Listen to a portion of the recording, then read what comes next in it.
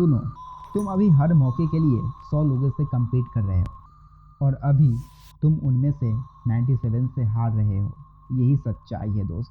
तुम बहुत कोशिश कर रहे हो लेकिन तुम गलत सोच का इस्तेमाल कर रहे हो। वो प्रेशर जो आपको महसूस होता है, वह एहसास जब आपको पता चलता है कि आपकी कोशिश एवरेज है।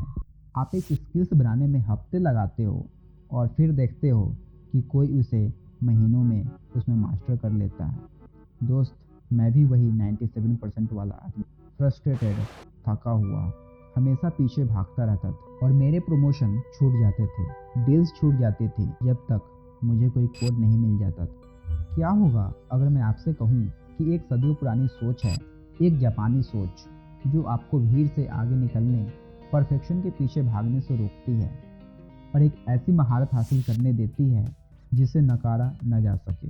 यह ज़्यादा मेहनत करने के बारे में नहीं है, यह ज़्यादा स्मार्ट और डीप से काम करने के बारे में है। मुझे अपने 10 मिनट दीजिए, मैं आपको टॉप 3 में आने के 3 तरीके बताऊंगा। स्क्रॉल मत करना। एक लड़का था राव, जापान से, normal family, normal school, topper नहीं, जीनियस भी नहीं, बस एक चीज़ अलग थी। उसने डिसाइड किया मैं रोज़ सिर्फ थोड़ा थोड़ा बेटर बनूंगा, बस। और उस माइंडसेट ने उसको एवरेज से रेयर बना दिया। दोस्त, तुम रेडी हो या सिर्फ मोटिवेशन करने आए हो? अगर तुम हर रील देख के बोलते हो कल से मैं सीरियस होऊंगा, तो ये वीडियो तुम्हारे लिए है। आज मैं तुम्हें वो जापानीज माइंडसेट दूंगा जो तुम्हें चुपके से 97% लोगों से आगे निकाल देगा। स्किप करना है तो अभी कर लो, वरना एंड तक देखो। फर्स्ट, काइजन, 1% वाला लड़का। जापान में एक कंसेप्ट है, नाम है काइजन। सिंपल लैंग्वेज में कहूँ तो डेली थोड़ा सा इम्प्रूवमेंट, बहुत हैवी नहीं, बस छोटा सा, रोज एंड कंसिस्टेंट एफर्ट्स के साथ। एक लड़का था एडिटो, स्कूल ख़त्म, एवरेज मार्क्स, नॉर्मल जॉब। उसने डिसाइड किया रोज़ के सिर्फ 30 मिनट स्किल पे लगाऊंगा, कोडिंग सीखूंगा, डिजाइन या कुछ भी, बस 30 मिनट डेली का। 1 महीने में कोई डिफरेंस नहीं, 6 महीने में थोड़ा बेटर दिखने लगा और 2 साल बाद वो अपनी कंपनी में वो बंदा बन गया जिसको सब बोलते थे, कैसे भाई तू इतना स्किलफुल कब हो गया, तुम क्या कर रहे हो? और दोस्त, तुम यहाँ क्या कर रहे हो? एक दिन 5 घंटे फोकस, फिर 5 दिन जीरो। ये म्यूजिशियन नहीं, ये डीजे टाइप ज़िंदगी है, सिर्फ हाई और लो। इसका रिजल्ट, तुम्हारा दिमाग बोलता है मैं कंसिस्टेंसी चला ही नहीं सकता, और तुम हर बार नए स्टार्ट लेकर भी सेम उसी जगह पर हो। तुम्हें लगता है डिसिप्लिन सिर्फ स्पेशल लोगों के लिए होता है। तुम नॉर्मल लोगों में आते हो, इसलिए तुम खुद को एक्सक्यूज देते हो। तुम बोलते हो मेरे बस की बात नहीं। जापानीज माइंडसेट कहता है फॉरगेट ड्रामेटिक चेंज, रोज 1% बेटर हो जाओ, बस 1%। आज और कल से 1% कम टाइम फ़ोन पे देना स्टार्ट कर दो। ये बोरिंग लगता है, पर यही लोगों को साइलेंटली डेंजरस है। अभी कमेंट करो 1% रोज, आई एम इन। तुम्हारे दिमाग को सिग्नल चाहिए कि तुम ये वीडियो सिर्फ देखने के लिए नहीं आए हो, तुम एंट्री मार रहे हो। दूसरा, जापानीज ट्रेंड्स वर्सेस तुम्हारा टाइम। जापान के ट्रेंड्स के बारे में सुना होगा। वहाँ ट्रेंड्स इतने टाइम पे चलती है कि अगर 1 मिनट लेट हो जाए तो न्यूज बन जाता है। एक जापानीज एम्प्लॉय रोज 7:30 वाले ट्रेन से ऑफिस जाता है। वो अपनी लाइफ उसी टाइमिंग पे सेट करता है। कोई ड्रामा नहीं, बस सिस्टम फॉलो होनी चाहिए। तुम्हारा टाइम टेबल क्या है? कभी 7 बजे उठते हो तो कभी 10, कभी जिम गए तो कभी नहीं। पूरे दिन का फ्लो तेरा मूड डिसाइड करता है। सच बोलूं, तुम टाइम को रिस्पेक्ट नहीं करते, तुम बस उसको कंज्यूम करते हो जैसे फ्री डाटा। इसका रिजल्ट, पूरे दिन खत्म और तुम सोच रहे हो आज मैंने क्या क्या एग्जैक्टली किया। दिमाग हैवी बट प्रोग्रेस जीरो। तुम लोगों को देखकर सोचते हो ये लोग इतना कैसे आगे बढ़ लेते हैं। तुम्हें लगता है उनके पास एक्स्ट्रा एनर्जी होती है, बट रियलिटी ये है कि उनके पास बस बेटर सिस्टम होता है। जापानीज माइंडसेट का रूल फर्स्ट ये कहता है टाइम को कभी रैंडम मत चलने दो, टाइम स्लॉट्स बनाओ।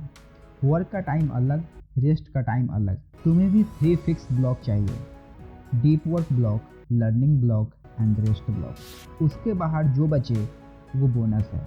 इस वीडियो के बाद अपने फ़ोन के नोट्स खोलो और लिखो मॉर्निंग ब्लॉक, वर्क ब्लॉक और नाइट ब्लॉक। भाई ब्लॉक बनाओ यार, कलरफुल टाइम टेबल नहीं, सिर्फ सिंपल ब्लॉक्स, बस वही स्टार्ट है।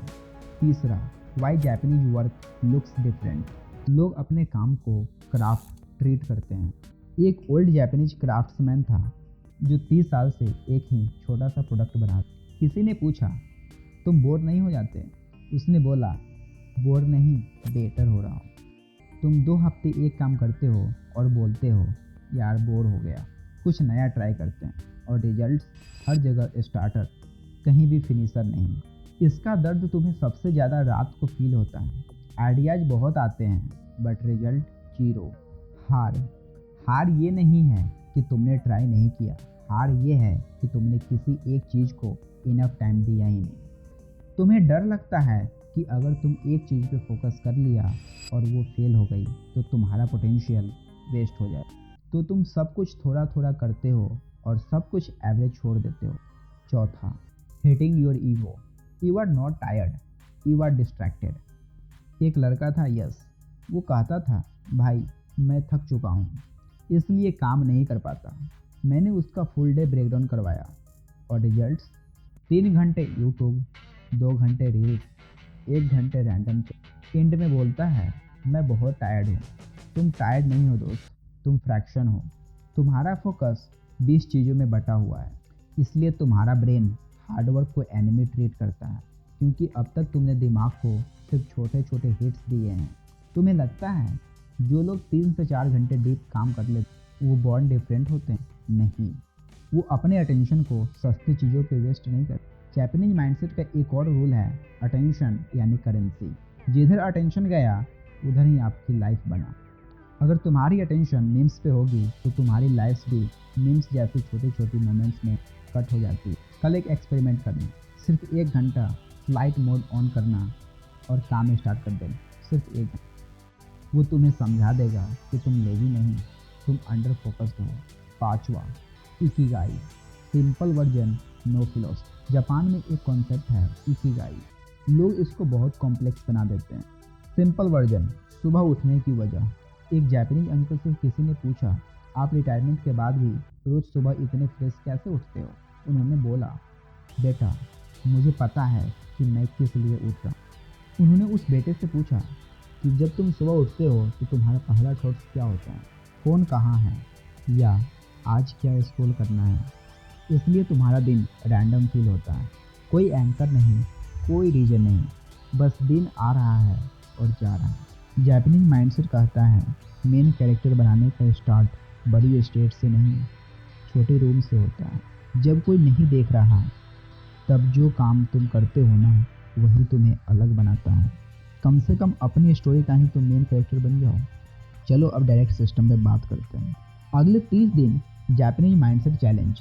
If you do this you are automatically ahead of 97% लोग जो सिर्फ कंप्लेन करते रहते हैं। Rule number 1, 1% daily. रोज़ एक छोटा इम्प्रूवमेंट लिखो। आज 20 मिनट ज़्यादा पढ़ना है, या आज 20 मिनट कम फ़ोन यूज करना है, बस एक लाइन, और ट्रैक करो उसे। दूसरा, 45 मिनट डीप वर्क। रोज़ एक ब्लॉक बनाओ 45 मिनट्स का और फ़ोन को फ्लाइट मोड में डाल दो। सिर्फ एक काम, नो मल्टीटास्क। ये तुम्हारे ट्रेन टाइम है, टाइम पे शुरू, टाइम पे ख़त्म। तीसरा, 1 स्किल फोकस। पूरे 30 दिन सिर्फ एक ही स्किल्स पे ग्राइंड करो, no switching, no semi object. और चौथा, नाइट रिव्यू, जस्ट 5 मिनट। सोने से पहले सिर्फ 5 मिनट के लिए पूरे दिन का रिव्यू करो। आज का 1% क्या था? अगर 0 तो कल डबल रिकवर करो। ये सिर्फ मोटिवेशन नहीं, ये कॉन्ट्रैक्ट है। सुनो, तुम्हारे अंदर वो पोटेंशियल ऑलरेडी है जिसके बारे में तुम खुद मीम्स बनाते हो। डिफरेंस सिर्फ इतना है, अभी तक तुम्हारा सिस्टम रैंडम था, अब तुम्हारे पास जापानीज माइंडसेट का ब्लूप्रिंट है। 1% daily, time block, boring work भी कंसिस्टेंटली के साथ, एक क्लियर रीजन सुबह जल्दी जागने का, एक स्किल्स पे फोकस और 30 डेज का चैलेंज। तुम 97% लोगों से इसलिए आगे निकल जाओगे क्योंकि जहाँ लोग ड्रामा ढूंढ रहे हैं तुम सिस्टम ढूंढ रहे हो, जहाँ लोग शॉर्टकट ढूंढ रहे हैं वहीं तुम डेली 1% ढूंढ रहे हो। आज के बाद ये मत बोलना, I don't know what to do. तुम्हें पता है। अब क्वेश्चन सिर्फ इतना है, करोगे या फिर फिर से एक और मोटिवेशनल वीडियो ढूंढोगे। अगर ये वीडियो तुम्हारे दिल तक गया तो लाइक कर देना और कमेंट में अपना 1 स्किल्स लिखो। मैं तुम्हारा बड़ा भाई हर हफ्ते तुम्हें याद दिलाने आऊँगा कि तुम एवरेज नहीं हो दोस्त। अब वीडियो बंद करो, नोट्स खोलो और सिस्टम लिखो और जापानीज मोड ऑन करो। Thank you so much. Bye bye. Take care, good care, love you all.